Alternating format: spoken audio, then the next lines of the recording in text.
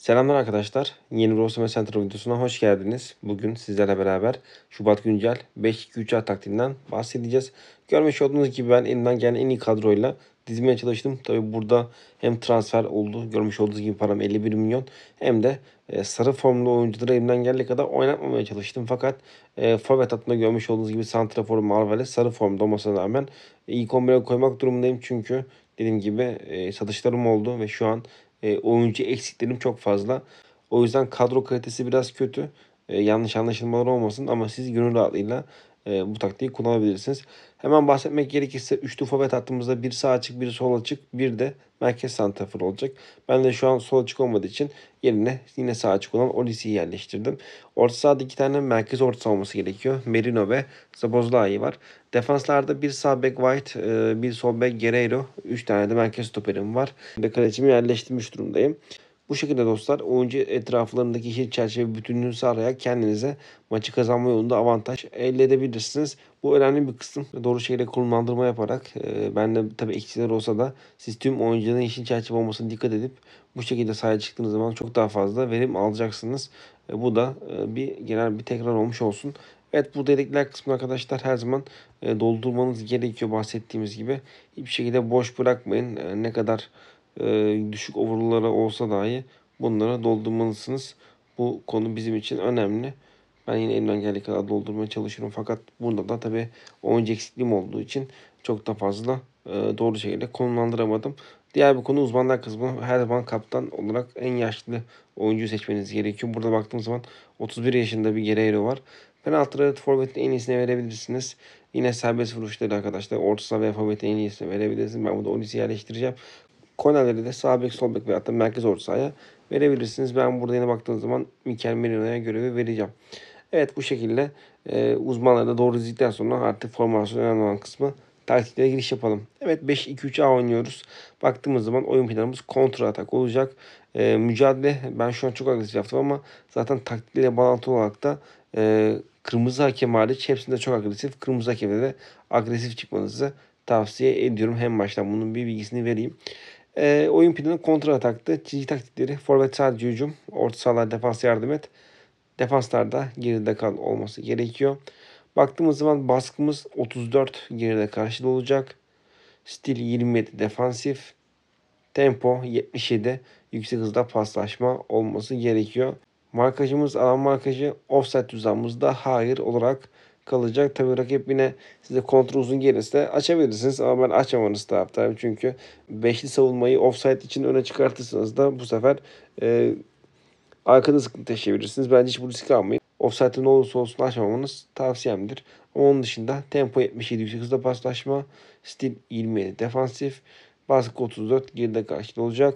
Orta saha defans yardım et, kontratak oynuyoruz dostlar. İsterseniz birkaç dost maç atalım bakalım nasıl sonuçlar elde ediyoruz. Evet, rakibi 2-0'la geçtik. Baktığımız zaman nasıl bir oyun ortaya koymuşuz ki burada görmüş olduğunuz gibi hem forvetim yok hem de 55'lik 54'lük iki tane stoperle oynuyorum. Baktığımız zaman evet, %28 isabet oranı 5-2-3 hale çıktık. Rakibe 4-2-3 bile çıkmış. Güzel bir skor ayrılmışız. Baktığımız zaman 3-2'lik bir skorla aslında daha fazla gol yemem gerekiyor fakat yemiyorum. Şansa sanırım çünkü dediğim gibi merkez stoperliğim 55-54 ile oynuyor. 14 şuta karşı 5 şutluk bir üstünlüğüm var. 3-2 kazandık. Yine rakip 4-3-B formasyonuna gelmiş. Ama biz 5-2-3'den %63 top oynamayla galibiyeti aldık. Bu arada hızlı bir transfer listesine bakmam gerekiyor. Güzel bir stoper varsa aslında çekebilirim. Zaten kaşif yollamıştım ama en azından e, güzel birkaç stoper buradan çekebilirim. Aguerd, Gvardiol. Bunların kaç ortalamayla oynadığı arkadaşlar gözükmüyor. Eskiden gözüküyordu ve onlara o şekilde oyuncu transfer ediyorduk. Mesela şu an ben hem Gvardiol hem de Aguerd için kaç maç oynadığını, kaç ortalama oynadığını bilmiyorum. Benim artık bir fobim oluştu bu transfer konusunda. Gerçekten çünkü 7 ortalama altındaki oyuncuyu transfer etmek istemiyorum kadroma. Çünkü ben bu sayısallara inanan bir insanım ve 7 altındaki 7 ortalama altındaki bir oyuncunun bir performans veremeyeceğini düşünüyorum. Baktığım zaman burada Şar Atletik Bilbao doğru mu acaba bilmiyorum. Şar Atletik Bilbao belki alınabilir fakat Atletik Bilbao'nun oyuncusu mu yoksa transfer mi olmuş onu da bilmediğim için almayacağım. Zaten yetenek karşısında Kaşif'i yollamıştık. Buradan gelen oyuncu artık kadromuzu düzeltmeye çalışacağım. Onun dışında dostlar Osimhen Center ekibiyle gümbür gümbür devam ediyoruz. Şu anki mevcut iki savaşımızın birinde 50-32 ki bu savaşta ben de varım.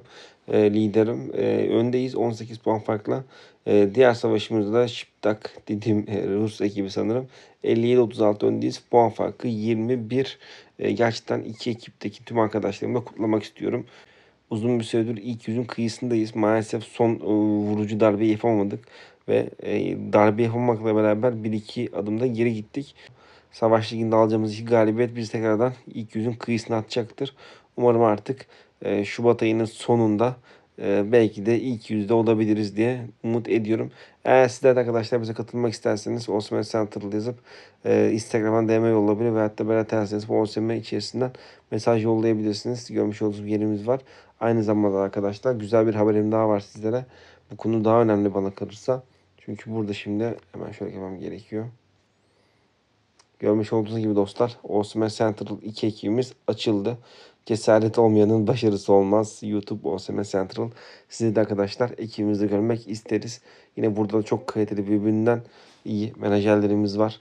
Baktığımız zaman Surkay, Ertem, Bedran Metin, Zeki Berkan yine aynı şekilde Polat, Narkoz ve Suat Canavar da aramızda yer alıyor. Akademiye başvurmak isteyen arkadaşlar direkt Zeki Karataş'a da buradan direkt oyun içinden yazabilirler. Bu hatırlatmayı yaptıktan sonra artık videonun sonuna gelmiş olalım. 7000 abone özel turnuvası da başladı dostlar. Şöyle göstermek gerekirse şu an ben maalesef slot sıkıntısından dolayı şu an ligde olmasam da yine ligin başladığını söylemek istedim. Hatta bugün ilk maçlar oynandı. Buradan tüm arkadaşlarıma selamlamak istiyorum. En kısa zamanda Türk Birliği Kupası'nın yayını olacak. O yayınla beraber de yine turnuvaya katılan arkadaşlarımızdan bahsedip turnuvamızın sonuçlarını da sizlere aktaracağız. Şimdilik benden bu kadar dostlar. Eğer videoyu beğendiyseniz like atmayı, keza bu taktik olur veyahut da önceki taktiklerle alakalı veyahut da bir sorunuz varsa bunu da yorumlar kısmında belirtmeyi unutmayın lütfen. Ayrıca arkadaşlar bize destek olmak isterseniz aşağıda alan abone ol tuşuna basarak ücretsiz şekilde desteklerinizi gösterebilirsiniz. Şimdilik benden bu kadar. Kendinize iyi bakın. Hoşçakalın.